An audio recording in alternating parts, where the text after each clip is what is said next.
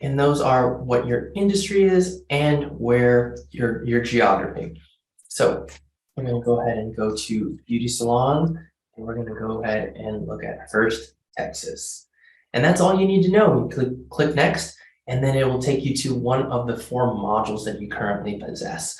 We're going to go through all of them, but right now we're going to go ahead and start with the My Business module. So here, as you can see, there's multiple benchmarks that you can compare yourself to.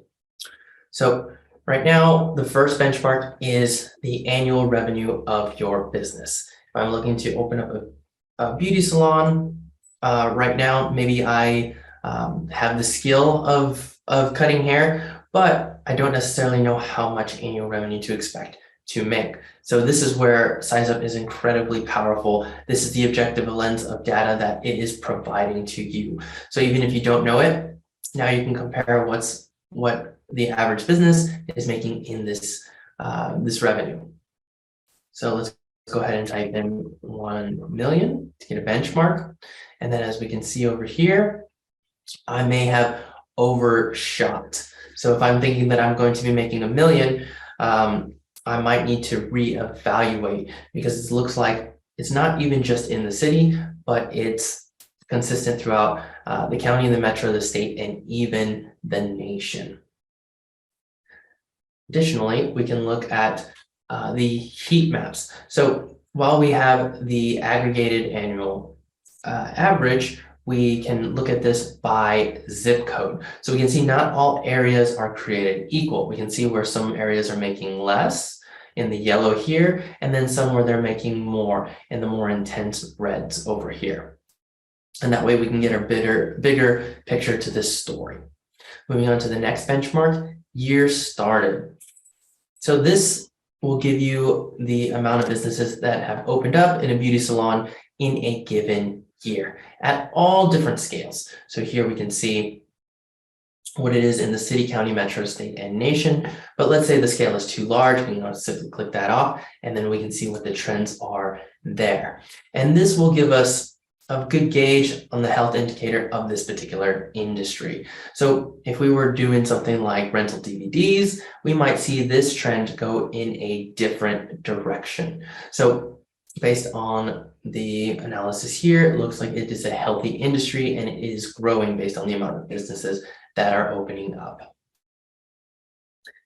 The next 2 benchmarks are salary and employees, 2 of the biggest overhead costs of small businesses, and very important for them to get right.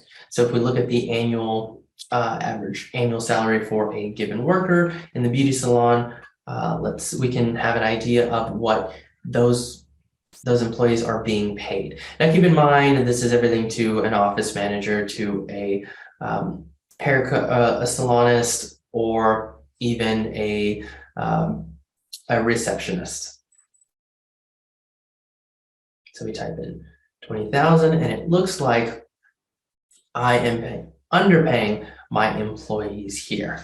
So we can see that at all different scales of the county, metro, state, and nation. And now we can also see the amount of employees. So let's say I'm going to hire about 10 employees for my small business.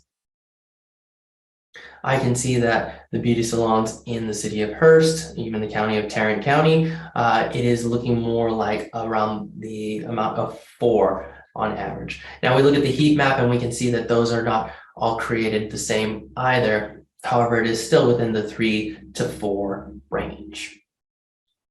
Now, if we want to get a better idea, or if we want to compare at a different scale as well on the heat map, we can simply zoom out, and then we will, this is still looking at zip codes, and then we can zoom out even further, and eventually we will get the county level. And then if we zoom out even further, we can compare to the states as well. And it looks like it's pretty consistent throughout the state. It's going to be typically, for a beauty salon, it's going to be 3 to 4 employees. Moving on to the next benchmark, cost effectiveness. Now, this benchmark is going to be a product of the previous inputs that we did. So we did average annual salary, and we were making $1 million, which was about 800,000 more than any of the industry standard, right? So that's probably why we are doing so well right here. We were also paying our employees less, about 12,000 less per year, but we had more employees. So our cost effectiveness is extremely high because of the previous inputs that we put in. And then of course we can see the heat map again as well. We have revenue per capita. We like to slice the data in multiple different ways so that you can see it in a couple of different perspectives. And then we have two heat maps here for you, revenue per capita, or you can see the quality of the dollars spent in a given zip code. Additionally, you can see total revenue by zip code, which is different from the first benchmark, the annual average revenue. Here you can see all of those businesses in a given zip code combined revenue. So you can get an idea of where the market is saturated or there's a little bit of a cluster of these particular businesses. And then we have local retention rate. So we see here that it is around 85%. So looking at the objective lens of data, I can expect to retain 85% of my workforce.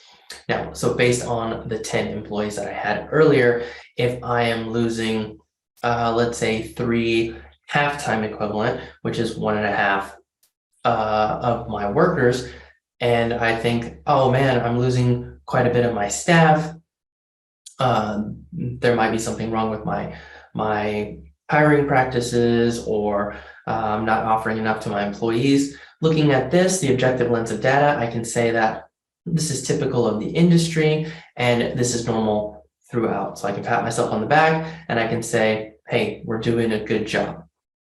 Inversely, if I was losing more than that, I can look at this and say, oh, I'm losing more than what is typical of the industry. Then I can reevaluate my practices. So looking at our previous inputs, we might be underpaying some of our employees, and that might be the reason for that. And then the last two benchmarks we have typically been opaque to small businesses in the past, but here we can go ahead and compare our healthcare costs to the state. Same thing with workers' comp. We can get an idea and we can prepare ourselves for that. So now that we've entered all of these benchmarks, now what? We can click this summary view button here, and then we can get a health dashboard of everything we've put in. And you don't need a degree in data analytics to see that red is less and green is more. Now, we talked about PDF reports prior to this. We can go ahead and simply click this, and it will generate a PDF report of all of the previous inputs that we just did with all of the associated information so that you can study this offline. You can put this as part of your business plan, potentially take this to the bank for a loan to show that you understand the market. So that was the My Business module, being able to compare your business to like businesses in your geography. Now, before I move on to the next one, I want to point one quick thing out.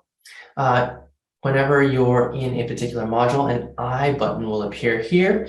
And if you click on this, it will pop down a 1 minute or less video that will walk you through exactly how to use this particular module. One other thing that I do want to point out is this is available in both English and in Spanish. So if you are more comfortable using the Spanish method, you can simply click that on, and then everything will change to Spanish in context.